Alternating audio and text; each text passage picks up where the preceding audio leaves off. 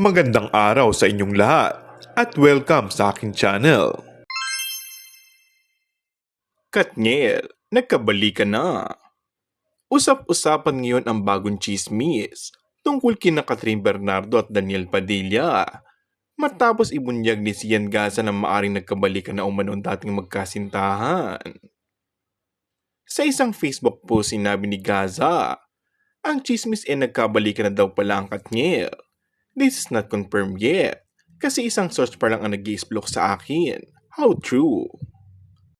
Matatandaan noong November 30, 2023, opisyal na kinumpirma ng Katniel ang kanilang hiwalayan matapos ang 11 taong relasyon. Gayunpaman, nananatili silang professional at muling magkasama sa isang ABS-CBN event. Dahil sa pahayag ni Gaza, nagkaroon ng espekulasyon na maaring may rekindled romance sa pagitan ng dalawa. Ngunit hanggang ngayon nga, ay wala pang opisyal na kumpirmasyon mula kina Catherine o Daniel. Mananatili ba itong chismis o may katotohanan nga? Maaalalang kamakailan lang, ay napabalita nag-uusap na muli sina Kat at Daniel.